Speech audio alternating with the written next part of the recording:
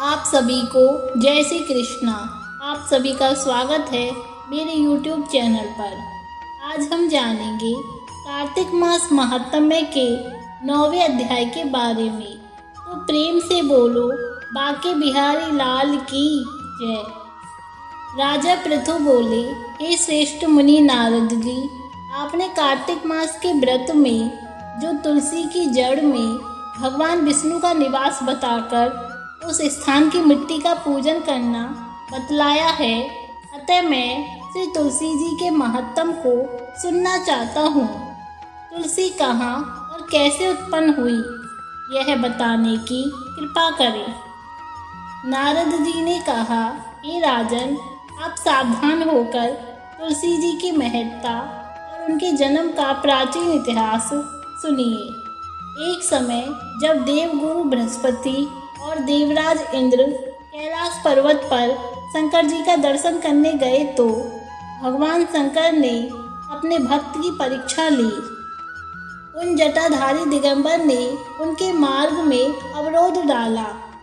यद्यपि वह तेजस्वी, शांत, लंबी भुजा और चौड़ी छाती वाले गौरवर्ण अपने विशाल नेत्रों से युक्त तथा सिर पर जटाधारे वैसे ही बैठे थे, तथापि उन भगवान शंकर को न पहचान कर इंद्र ने उनका नाम धाम आदि परिचय पूछा और कहा, शंकर जी अपने स्थान पर हैं या कहीं गए हैं। इस पर उस तपस्वी ने कुछ न कहा, परंतु त्रिलोकीनाथ के ऐश्वर्य से गर्वित होकर इंद्र कब चुप रहते। उन्होंने क्रोध कर तपस्वी से भुड़क कर कहा, अरे मैं पूछता हूँ, उत्तर क्यों नहीं देता। अब मैं तुझे वज्र मारता हूँ, फिर देखता हूँ तुझ दुर्मति की रक्षा कौन करता है। ऐसा क्रुद्ध हो इंद्र ने ज्यों ही उस दिगंबर को मारने के लिए हाथ में वज्र लिया, त्यों ही भगवान शंकर ने वज्र सहित इंद्र का हाथ स्तंभित कर दिया और विकराल नेत्र कर भगवान शंकर ने उसे देखा।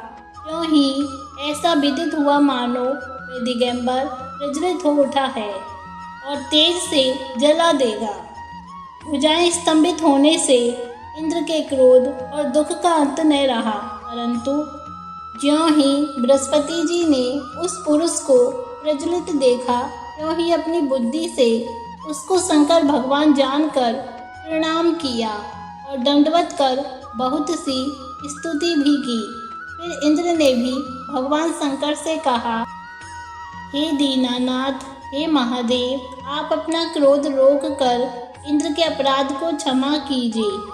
बृहस्पति के यह वचन सुनकर महेश्वर गंभीर वाणी से बोले, मैं अपने नेत्रों से निकाले हुए क्रोध को कैसे रोकूं। तब बृहस्पति ने कहा, भगवान, भक्तों पर दया करनी चाहिए।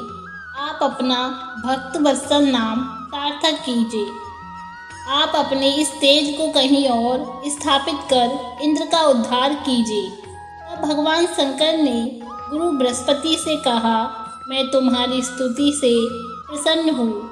जो तुमने इंद्र को जीवन दान दिलवाया है, मैं विश्वास करता हूँ कि मेरे नेत्रों की अग्नि अब इंद्र को पीड़ित नहीं करेगी।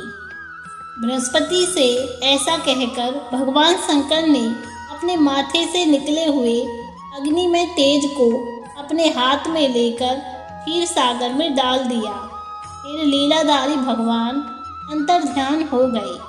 इस प्रकार जिनको जानने की इच्छा थी उसे जानकर इंद्र और बृहस्पति अपने स्थान को चले गए।